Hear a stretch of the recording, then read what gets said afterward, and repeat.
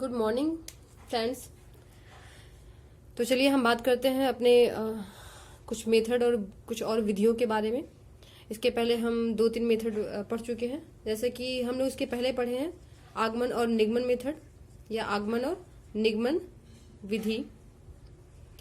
इसके बारे में मैंने पिछले आपकी क्लास में बताया भी था। अगर आप इसमें से कोई भी स्टूडेंट जो आज नया पहली बार इसको देख रहा होगा तो आप जाके पीछे इसकी क्लास में आप देख लीजिएगा, या पीछे वाले जो वीडियो है इसमें देख लीजिएगा। इसको जो 6 पार्ट है या बाकी जो बचे 7 पार्ट्स है उसमें आप देखिएगा। आगमन और निगमन मेथड को काफी अच्छी तरह समझाया गया, पढ़ाया गया है। और सेकेंड हमने बताया था इसकी पिछली क्लास में संश्लेषण एवं विश्लेषण विधि, संश्लेषण एवं विश्लेषण विधि बताया था। ठीक है, तो ये भी क्लासेस खत्म हो गई थी। तो आज हम शुरू करते हैं नेक्स्ट अपना एक्सपेरिमेंटल मेथड। एक्सपेरिमेंटल यानी कि इसको हिंदी में क्या बोलते हैं? प्रयोगात्मक विधि। ठीक है स्टूडेंट, आपने इसका नाम भी सुना होगा, प्रयोगात्मक विधि। और आप लोग स्टार्टिंग से आप 9th हाई स्कूल इंटर वगैरह में रहे होंगे तो काफी प्रैक्टिकल वगैरह भी किए होंगे, जिसका नाम भी आप सुने होंगे, आप किए भी होंगे प्रैक्टिकल। तो इसी से रिलेटेड है। कहीं कहीं कुछ स्टूडेंट कहते हैं कि इसका नाम मतलब उनको बोला गया है या वो बताते भी हैं कि प्रयोगात्मक विधि जो है आपके साइकोलॉजी में भी कभी किया आता है। साइकोलॉजी जो आप पढ़ते हैं यानी कि मनोविज्ञान, जिसमें बाल मनोविज्ञान, ठीक है, आपके बीएड वगैरह में है, बाल मनोविज्ञान के रूप में है। तो साइकोलॉजी में भी आता है प्रयोगात्मक विधि। तो आप एक बार इसको ध्यान दीजिएगा, जो साइको में आता है प्रयोगात्मक विधि वह जो है अलग होता है, और जो टीचिंग मेथड की प्रयोगात्मक विधि है वो अलग होती है। इसको आप ध्यान दीजिएगा। जब भी एग्जाम में ऐसा कुछ क्वेश्चंस आता है तो आप इस पे जरूर पढ़िएगा। इसको एक बार फिर से दोबारा 3 बार पढ़िएगा, 4 बार पढ़िएगा। हो सकता है वो जो है बच्चों से रिलेटेड क्वेश्चंस हो, या फिर साइको के अंतर्गत पूछा हो कि प्रयोगात्मक विधि में कैसे क्या यूज करते हैं, या फिर कुछ और क्वेश्चन बनाए इसको रिलेटेड, इसको लेके, या फिर टीचिंग मेथड का अगर लेके बनाता है तो फिर आप इसको ध्यान एक बार 2 बार पढ़िएगा कि हाँ मेथड से ही रिलेटेड है। क्योंकि देखिए ये इन दोनों में काफी अंतर है। जब हम साइको के अंतर्गत प्रयोगात्मक विधि का अध्ययन करते हैं या इसको पढ़ते हैं तो हम बच्चे को पढ़ते हैं। आप जानते हैं जो बाल मनोविज्ञान होता है आपके बीएड में या फिर डीएलएड में या फिर जो सी टेट या टेट या फिर एसटेट या किसी में आता है, तो उसमें क्या होता है, वो बाल मनोविज्ञान से संबंधित होता है, मतलब बच्चों से संबंधित होता है।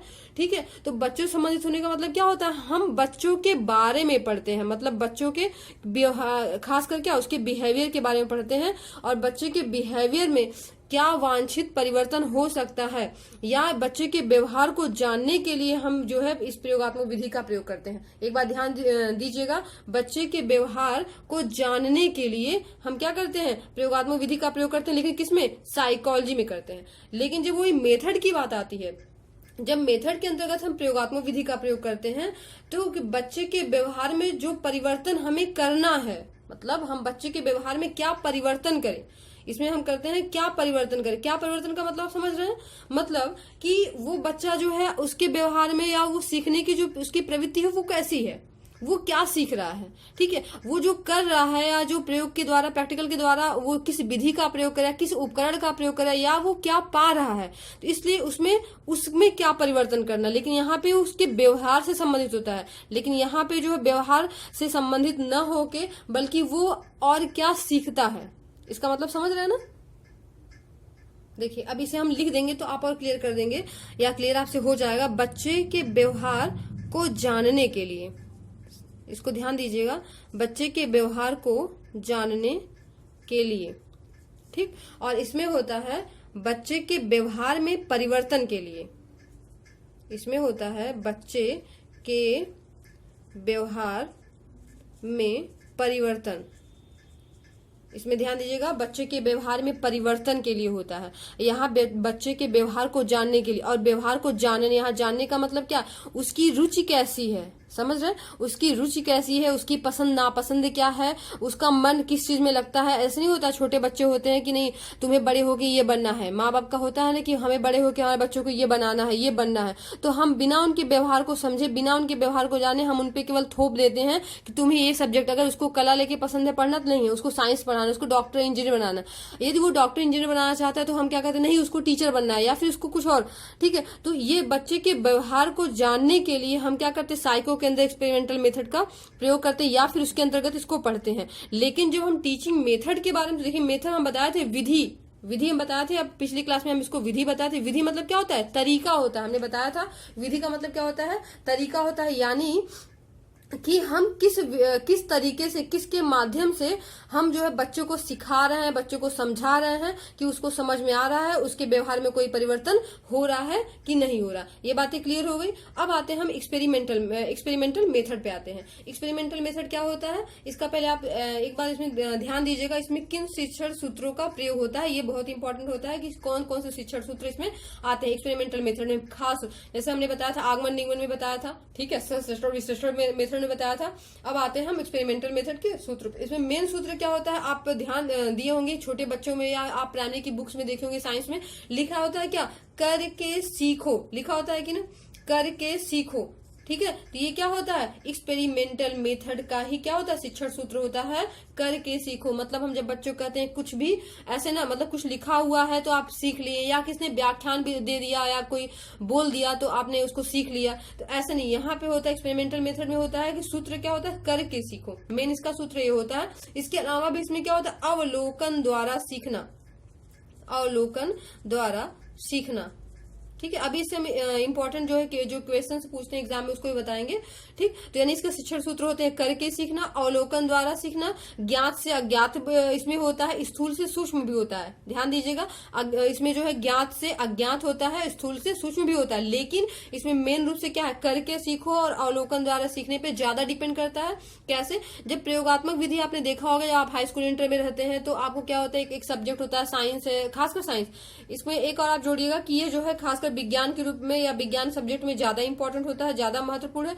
लेकिन हम विज्ञान मेथड, विज्ञान जो सब्जेक्ट जो बच्चों को पढ़ाने आप जाते हैं हम उनकी बात कर रहे हैं। ये नहीं कि आप अगर साइंस के स्टूडेंट नहीं है तो आपके लिए इंपॉर्टेंट नहीं है, ठीक है। आप क्योंकि कोई भी टीचर बनेंगे तो ऐसा नहीं, अगर आप प्राइमरी लेवल के टीचर बनते हैं उसमें आपको सारे सब्जेक्ट पढ़ाने होते हैं, सारे सब्जेक्ट देखने होते हैं। या आप एग्जाम देते हैं, प्राइमरी टेट का देते हैं, प्राइमरी सीटेट का देते हैं, तो उसमें सारे सब्जेक्ट का आपको जवाब देना होता है, ठीक है। तो उसमें साइंस वगैरह भी होता है, इन्वायरमेंट साइंस भी होता है। तो इसमें या पेडागोजी के जो क्वेश्चन होते हैं उसमें ये पेडागोजी से पूछ सकता है कि ये करके सीखना या इन किस मेथड पर आधारित है या किस विधि के अंतर्गत आता है। तो ठीक है, इतना क्लियर हुआ। यानी कि विज्ञान विषय के लिए इंपॉर्टेंट है। इसमें शिक्षण सूत्र होता है करके सीखो अथवा अवलोकन द्वारा सीखना। यहाँ पे क्या होता है कि बच्चा जो होता है ये वो व्यक्तिगत रूप से, व्यक्तिगत मतलब खुद, उसमें कोई ये नहीं होता कि नहीं तुम करो मैं देख रहा हूं, ऐसा नहीं होता। वो क्या होता है? व्यक्तिगत रूप से, मतलब स्वयं। जब व्यक्तिगत मतलब होता है जब स्वयं कोई व्यक्ति वहां पे रहा, अपने आप को लेके खड़ा होकर वहां पे कुछ काम करता है या खुद कोई चीज सीखता है, करके सीखता है, ठीक है। तो वहां पे व्यक्तिगत हो जाता है। यानी कि व्यक्तिगत रूप से जब कोई काम खुद करता है या कोई प्रयोग करता है, कोई प्रयोग करता है, प्रयोग के द्वारा कुछ सीखता है, प्रयोग के द्वारा जो सीखता है, ठीक है, वही क्या होता है? इसमें प्रयोगात्मक विधि होती है, ठीक। इसमें क्या होता है? वो सूचनाओं को एकत्र करने के बाद प्रयोग व अवलोकन के आधार पर पूर्व निर्धारित नियमों का सत्यापन करता है। जैसे कि हमने साइंस में कोई नियम बता दिया, कोई भी नियम आप ले लीजिए, ठीक है। या फिर नियम के अलावा भी, जैसे कि आप बायो वगैरह में कोई एक्सपेरिमेंट करते हैं कि हाँ इसमें देखते हैं इसमें क्या पाया जाता है, या फिर किसी का जैसे मेढक वगैरह का भी कभी कोई एक्सपेरिमेंट होता है, या फिर छोटे जो स्लाइड वगैरह बनाते हैं, जैसे आलू को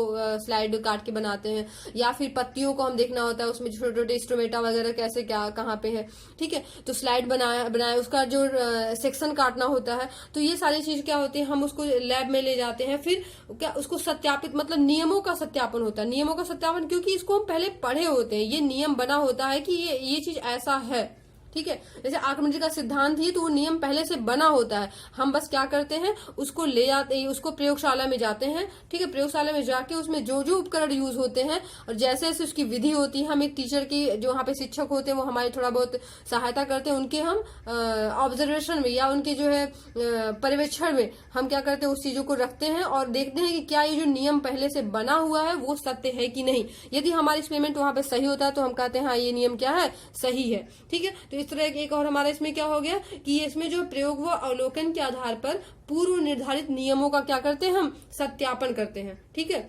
यह साइंस की सबसे जो है इम्पोर्टेंट विधि होती है। और एक तरह से और ये भी है कि ये अन्य विधियों की अपेक्षा, मतलब जो आप अभी तक पढ़े हैं, आगमन निगमन संश्लेषण विश्लेषण, या फिर आगे जो पढ़ने वाले हैं, ठीक है, बहुत सारे अभी आप लेक्चर मेथड पढ़ेंगे, या फिर उसके बाद आप अवलोकन मेथड पढ़ेंगे, या फिर ह्यूरिस्टिक मेथड पढ़ेंगे, मतलब इसके अलावा जो भी मेथड है उनके अपेक्षा यह विधि क्या होती है, अधिक उपयोगी होती है, व्यवहारिक होती है और वैज्ञानिक होती है। क्योंकि हम इसमें जो प्रयोग करते हैं उसको हम फिर लागू कर सकते हैं कहीं, और हम इसको लागू करके देख सकते हैं कि ये सत्य है कि नहीं सत्य है, ठीक है। और सबसे अधिक इंपॉर्टेंट यह शिक्षक की जो योग्यता पर डिपेंड करता है। योग्यता मतलब जैसे कि वो टीचर जो होता है कितना योग्य है, ठीक है, उसकी योग्यता पर, उसकी क्षमता पर, और सबसे अधिक क्या होता है उसकी सूझबूझ। यहाँ पे उसमें सूझबूझ पे भी डिपेंड करता है कि उसका सूझबूझ कितना, मतलब वहां पे काम कर रहा है, कोई बच्चा कुछ पूछ रहा है, कोई बच्चा गलत एक्सपेरिमेंट कर रहा है, या फिर किसी बच्चे में कोई प्रॉब्लम हो रही है तो अपने सूझबूझ से कितने अच्छे से वो सॉल्व कर दे रहा है। तो वो शिक्षक के जो है योग्यता पर, उसकी क्षमता पर डिपेंड करता है, ठीक है। और यह काफी आत्मविश्वासी की प्रवृत्ति होती है, मतलब बच्चा जो है बहुत ही विश्वास के साथ, बहुत ही रुचि लेके वो काम करता है और सीखता है, ठीक है। इतना सारा क्लियर हुआ आप लोग को? इसमें कोई भी आप लोग को प्रॉब्लम होगी, कुछ भी परेशानी होगी, आप कमेंट में बताइएगा इसमें आपको क्या समझ में नहीं आया, ठीक। इसमें कभी कभी एक चीज और मिलता है, आप इसमें कभी क्वेश्चन वगैरह में पूछ देता है कि यह जो है व्याख्यान विधि मतलब इसमें रिलेटेड क्यों नहीं, या फिर व्याख्यान इसमें इंपॉर्टेंट क्यों नहीं, या फिर प्रदर्शन विधि, क्योंकि प्रदर्शन विधि में भी तो हम कुछ दिखा के सीखते हैं। तो आप ध्यान दीजिएगा, यहाँ जब भी कोई मेथड की बात आती है तो उसको हमेशा किससे जोड़ते हैं, अधिगम से। अधिगम मतलब लर्निंग, लर्निंग यानी कि सीखना, समझ रहे हैं, सीखना मतलब कोई बालक किसी चीज से कितना सीखता है। अब जब सीखने का नाम आया तो आप वहां पे खुद समझ सकते हैं कि कोई भी बालक है तो वह जो है व्याख्यान से अधिक सीखेगा, या फिर अवलोकन से, या फिर एक्सपेरिमेंट से, समझ रहे हैं। जैसे कि अब इसका एक सिंपल एग्जांपल लीजिए कि घर में जब मम्मी लोग खाना बनाती हैं, या फिर पापा अपने कोई भी चीज की मरम्मत कर रहे हैं या कोई काम कर रहे हैं, तो जब बच्चा वहीं पे एक बालक है, वहां पे एक उसका बालक है, तो वो क्या करता है, पहले कोई चीज उसको कराए ना या दिखाए ना, वहां पे व्याख्यान मतलब उसको बता दे कि पहले ये करो, ठीक है, या मतलब मम्मी खाना ही बना रही है तो कहती है कि ठीक है पहले इसको सब्जी काटो ऐसे, और फिर उसमें ऐसे ऐसे फ्राई, ये मसाला डालो, ऐसे मतलब करो। तो ये चीज वहां पे ज्यादा बेटर रहेगा, मतलब केवल व्याख्यान देना या केवल मतलब बता देना, या फिर अवलोकन। अवलोकन मतलब यहाँ पे क्या होता है, मम्मी कोई काम कर रही हैं या पापा कोई काम कर रहे हैं, ठीक है, बच्चा खड़ा होकर देख रहा है। व्याख्यान मतलब पापा केवल बोलते जा रहे हैं कि ये काम ऐसे करना है, या फिर तुम्हें कहीं मार्केट जाना है तो इस रास्ते से चले जाओ और यहाँ पे ऐसे ऐसे है तो तुम पहुंच जाओगे, मतलब उसको ये चीज ज्यादा समझ में आएगी। या फिर अवलोकन है, अवलोकन मतलब उसको दिखा, मतलब उसको हम दिखाते हैं कि देखो हम ऐसे ऐसे कर रहे हैं, तुम ऐसे ऐसे भी करो। और फिर तीसरा आ जाता है यहाँ पे प्रयोगात्मक, यानी कि प्रयोग द्वारा। प्रयोग मतलब जब हम बच्चे को खुद कहें कि तुम चलो ये काम करो, तो अब इन तीनों में से वो ज्यादा किससे सीखेगा, प्रयोग से, क्योंकि उसे प्रयोग खुद करने का मौका मिल रहा है। अगर उसे खुद कोई चीज बनाने का मौका मिल रहा है तो उससे क्या होगा, वो भले से थोड़ी त्रुटियां करेगा, त्रुटियां तो करेगा ही करेगा, क्योंकि वो खुद से बना रहा है, पहली बार दूसरी बार जैसे भी, ठीक है, तो वो त्रुटियां तो करेगा, लेकिन वो उसका ज्ञान क्या हो जाएगा, वहां पे अस्थायी हो जाएगा कि उसमें इसने त्रुटियां ये की हैं तो अगली बार वो त्रुटियां नहीं करेगा। तो यहाँ पे एक चीज आपको और मिल रहा है कि यहाँ कि इसका जो है यहाँ पे ज्ञान क्या होता है, अस्थायी होता है। समझ में आया? यहाँ पे जो बच्चा ज्ञान प्राप्त करता है प्रयोगात्मक विधि से, प्रयोग के द्वारा, वहां पे क्या होता है, उसका ज्ञान अस्थायी होता है। इतना क्लियर हुआ आपको? और इसमें सबसे अच्छी बात क्या होती है, बच्चे को क्या होता है इसमें, सृजन एवं प्रयोग। सृजन मतलब हम बताए थे क्रिएटिविटी, मतलब सृजनात्मक जो क्षमता होती है, एवं उसे प्रयोग, ठीक है, प्रयोग मतलब प्रैक्टिकल प्रयोग करने का मौका मिलता है, ठीक है। और इससे क्या होता है, उसमें इसके इस क्षमता का क्या होता है, सृजन और प्रयोग करने की क्षमता का विकास होता है, ठीक। इसमें एक क्वेश्चन से पूछा था, इससे रिलेटेड था, ठीक है, अभी हम बताते हैं उसको। इसमें थोड़ा सा इसके जो दोष है उसको भी थोड़ा जान लीजिए कि इसमें क्या क्या डीमेरिट्स होती हैं, दोष क्या क्या होते हैं, ठीक। तो आप दोस्त अपने आप बता ही सकते हैं, या आपको समझ में अगर आ गया है तो आपको क्लियर हो सकता है, ठीक। जैसे कि यहाँ पे हमने बताया कि ये बच्चों के व्यवहार में परिवर्तन करता है, या प्रयोगात्मक विधि में क्या होता है, हम बच्चों को प्रैक्टिकल लैब में ले जाते हैं और कुछ करने के लिए देते हैं। अब हम जब बच्चों को प्रैक्टिकल लैब में ले गए और कुछ करने के लिए दिए तो वहां पे क्या होगा, ये खर्चीली विधि हुई कि नहीं। बच्चा जो है अच्छा भी कर सकता है, बुरा भी कर सकता है, थोड़ा सामान यूज करना, ज्यादा भी कर सकता है, कुछ गिरा भी सकता है, कुछ तोड़ भी सकता है। तोड़ सकता है, ठीक है, कोई भी गलतियां कर सकता है, ठीक है। तो यहाँ पे क्या हो जाता है, वो खर्चीली विधि हुई एक तरह से। उसका खर्चीली विधि के साथ साथ ये भी जरूरी नहीं है कि हर विद्यालय में या हर कॉलेज में एक्सपेरिमेंट के लिए सारे उपकरण या सारे सामान वहां पे उपलब्ध हो, या फिर उस तरह के टीचर उपलब्ध हो, ठीक है। तो इस तरह से वो खर्चीली विधि हो जाती है। और सबसे इंपॉर्टेंट बात होती है कि छोटी कक्षा। अब यहाँ पे छोटी कक्षा का मतलब ये आप समझिएगा, संख्या में छोटी कक्षा, ठीक है। यहाँ पे हम बता रहे हैं दोस्त, चूंकि दोस्त बताना है तो संख्या में, ठीक है। संख्या मतलब जैसे नंबर, छोटी कक्षा में ही केवल उपयुक्त है। छोटी कक्षा में उपयुक्त का मतलब होता है कि जब जैसे कि मान लीजिए 50 बच्चों का क्लास है, ठीक है, 50 बच्चों का क्लास है यहाँ पे, तो 50 बच्चों को हम एक साथ कोई एक टीचर एक्सपेरिमेंट कराएगा तो फिर बहुत प्रॉब्लम होगी। मतलब उसमें डिसिप्लिन की भी समस्या होगी, हम बच्चों को अच्छे से कुछ सिखा भी नहीं पाएंगे और तोड़फोड़ भी करेंगे बच्चे, ठीक है। कोई बच्चा कुछ उधर करेगा, कोई उधर करेगा, यानी कि अगर बच्चे ज्यादा है तो हम उसका यूज इसमें नहीं कर सकते हैं। यानी कि हम केवल टोली बना के इसका यूज कर सकते हैं। अगर हम 5 की टोली बना ले, 5-5 की, या फिर 10-10 की टोली बना ले, जिस तरह से वो टीचर चाहे, मतलब छोटे छोटे टुकड़ों में बांट के हम इसको सिखा सकते हैं, ठीक है। यानी कि इसका एक दोस्त क्या होगा, केवल छोटी कक्षाओं के लिए ही सीमित है, यानी संख्या में छोटी कक्षाओं के लिए है, ठीक है। और सबसे इसमें और एक इंपॉर्टेंट बात है, ये कुछ प्रकरणों के लिए है। प्रकरण मतलब जो टॉपिक होते हैं, हम हर टॉपिक का जो है किसी बच्चे को एक्सपेरिमेंट नहीं करवा सकते हैं। कुछ ऐसे टॉपिक होते हैं जिसको हम एक्सपेरिमेंट नहीं करा सकते, कुछ ऐसे पॉइजन होते हैं या फिर कुछ ऐसे खतरनाक जीव जंतु होते हैं जिसका हम एक्सपेरिमेंट नहीं करवा सकते हैं कि नहीं आप इसका एक्सपेरिमेंट करिए, आप इसको पकड़ के या फिर इसको लाइए या फिर इसका कोई और ऑर्गन्स वगैरह देखिए, या फिर कुछ ऐसे भी पार्ट्स होते हैं या कुछ ऐसे जीव जंतु होते हैं जो हमें नहीं मिलते हैं, ठीक है। तो कुछ प्रकरणों का ही केवल हम कर सकते हैं, सभी पे हम एक्सपेरिमेंट नहीं कर सकते हैं। तो ये भी इसका एक तरह से क्या हुआ, इसका दोष हो जाएगा, ठीक। और इसमें अगला क्या हो सकता है कि ये इसमें असीमित समय लगता है, मतलब लिमिट कोई नहीं होता, समय जो है बहुत लगता है इसमें। अगला क्या हो गया, इसमें समय बहुत ज्यादा लगता है, बहुत ज्यादा क्या मतलब कि इसमें कोई नहीं कि हम अगर कह दिए कि 40 मिनट की क्लास है तो 40 मिनट में ये प्रैक्टिकल खत्म होगा तो खत्म हो सकता है, ना खत्म हो सकता है, किसी बच्चे को कोई प्रॉब्लम हो गई, हो सकता है कोई और भी प्रॉब्लम आ सकती है। तो ये जरूरी नहीं कि अगर हम कोई समय निर्धारित कर दिए हो तो वो चीज उसमें खत्म हो जाएगी, ठीक है। तो नहीं हो सकता है, तो इस समय की भी प्रॉब्लम होती है। और फिर एक और इसमें इंपॉर्टेंट क्या है, अभी मैंने बताया था कि बच्चे तोड़फोड़ कर सकते हैं, कोई एसिड वगैरह कोई कुछ ऐसा केमिकल से बच्चों के ऊपर गिर सकता है, तो क्या दुर्घटना भी हो सकती है। तो यानी कि इसमें दुर्घटना की भी संभावना होती है, ठीक है, दुर्घटना का भी संभावना होती है। ये इसके क्या है, ये इसके दोष है, आप नोट कर लीजिएगा। जैसे जैसे हम बोलते हैं, समझाते हैं, तो आप अपने कॉपी या पेन लेके बैठा रहा करिए, इसमें आप जो भी हम बताते हैं आप नोट पर इसको कर लिया करिए, क्योंकि काफी इंपॉर्टेंट है, ठीक। तो इसमें दुर्घटना का भी डर रहता है। और अगली क्या है इसमें, ये जो है इसका एक आप लाभ कहिए, ठीक है, या इसका दोष भी कह सकते हैं, या फिर इसका दोनों में आप यूज कर सकते हैं। एक ऐसी चीज है, इसको हम कह सकते हैं कि उच्च कक्षाओं में, उच्च कक्षा। अब देखिए इसको हम अगर मेरिट्स के रूप में लें तो क्या होगा, ये अच्छी चीज है कि ये उच्च कक्षाओं में यूज होता है, लेकिन यही डीमेरिट भी बन सकता है कि केवल उच्च कक्षाओं में इसका यूज होता है। मतलब छोटी बच्चों को हम नहीं दे सकते एक्सपेरिमेंट करने के लिए, छोटे बच्चे क्या होंगे, अपने आप को नुकसान पहुंचा लेंगे, तो ये छोटे बच्चों के लिए नहीं यूज कर सकते। लेकिन हाँ, इसका क्या है कि बड़ी कक्षाओं के लिए काफी यूज होता है, काफी यूजफुल होता है। बच्चों में सृजनात्मक क्षमताओं का विकास होता है, बच्चे कुछ अलग करने का उन्हें मौका मिलता है, कुछ अलग सीखने का मौका मिलता है, ठीक है। तो ये सारी चीजें क्लियर हुई, तो आप लोग को इस सारी चीजें समझ में आ गई होंगी, ठीक है। प्रयोगात्मक विधि क्या होता है, प्रयोगात्मक विधि में दो चीजों से मतलब ये पूछ सकता है, एक साइकोलॉजी से भी रिलेटेड पूछ सकता है और टीचिंग मेथड से भी रिलेटेड। तो आप हमेशा जानते रहिए साइको में क्या होता है कि बच्चे के व्यवहार को हम क्या करते हैं, जानने के लिए इसमें एक्सपेरिमेंटल मेथड का यूज करते हैं, बच्चे के व्यवहार को जानने के लिए, उसका व्यवहार कैसा है, ठीक है, वह जो है उसका व्यवहार मधुर है या उसका बहुत क्रोधित व्यवहार है, या फिर उसकी रुचि क्या है, उसकी पर्सनालिटी क्या है, ठीक।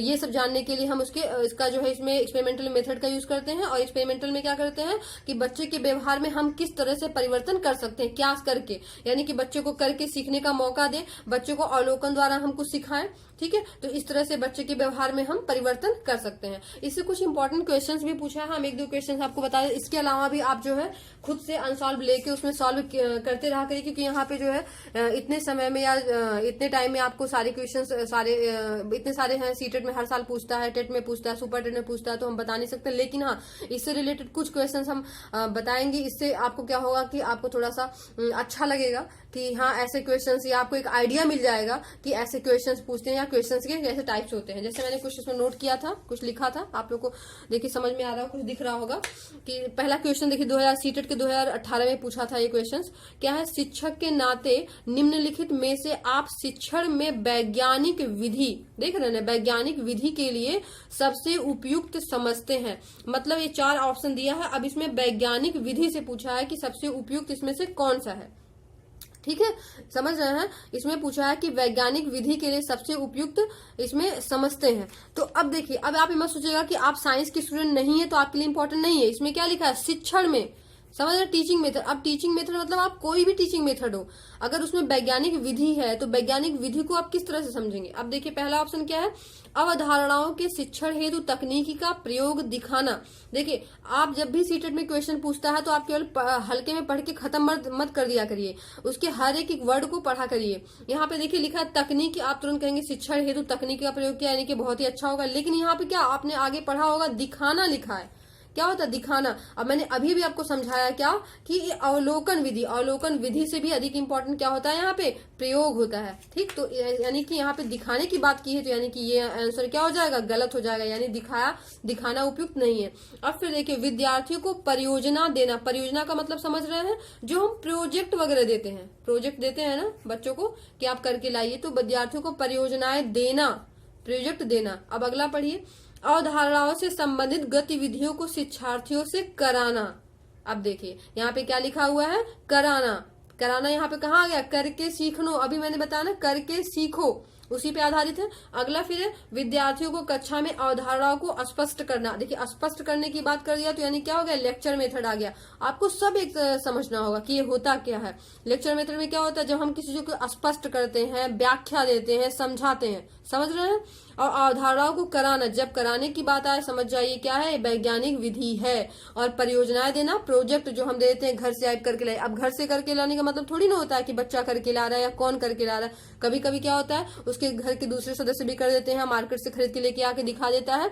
ठीक है, इसमें सबसे उपयुक्त आंसर क्या हो जाएगा, अवधारणाओं से संबंधित गतिविधियों को, जो भी अवधारणाएं कॉन्सेप्ट है उसको जो संबंधित जो गतिविधियां हमें करवानी है बच्चों को, खुद बच्चे ही करे, शिक्षार्थियों से हम कराएं। ठीक है, अगला क्वेश्चन है जो आप खुद हमें बताएंगे, अगले आप उसमें कमेंट में दीजिएगा कि आपका किसका आंसर सही है। कौन वैज्ञानिक दृष्टिकोण का नहीं है, इसमें से कौन वैज्ञानिक दृष्टिकोण का नहीं है। इसमें पहला आंसर है अधिक सीखने की उत्सुकता। ठीक है, मतलब कि अधिक सीखने की उत्सुकता वैज्ञानिक दृष्टिकोण का नहीं है। देखिए ध्यान दीजिएगा, यहाँ पे लिखा वो नहीं है। ठीक है, समस्याओं के प्रति व्यवहार में वस्तुनिष्ठता, या फिर कठिन कार्य। ठीक, या फिर फोर्थ ऑप्शन है खुला मस्तिष्क। अब आप इसमें से हमें कमेंट में लिख के भेजिएगा कौन सा इसका आंसर सही है, A B C या 1 2 3 4 करके आप ऑप्शन लिख दीजिएगा। ओके, ठीक है, तो आप लोग ऐसे ही पढ़ते रहिए और अनसॉल्व लेके और भी क्वेश्चन सॉल्व करते रहिए। जो भी आपको नहीं समझ में आता आप कमेंट बॉक्स में लिख के बताइए कि क्या समझ में नहीं आता है। और भी बच्चे जो इससे मतलब सीखना चाहते हैं, जिनके पास ऐसा नहीं है कि वो जाके कहीं कोचिंग क्लासेज इस तरह ले सकते हैं, तो आप इसको आप देख के आप उन्हें बता के कहिए कि वो खुद इसमें लगी है। क्या रहा आपका, कुछ MB खर्च होते हैं, बस आपको कुछ देना भी नहीं है, आपको पढ़ाई करनी है, मेहनत करिए, क्वालिफाई करिए। ठीक है, ठीक है, हंसते रहिए, मुस्कुराते रहिए, खुश रहिए, घरों में रहिए, सेफ रहिए। Thank you.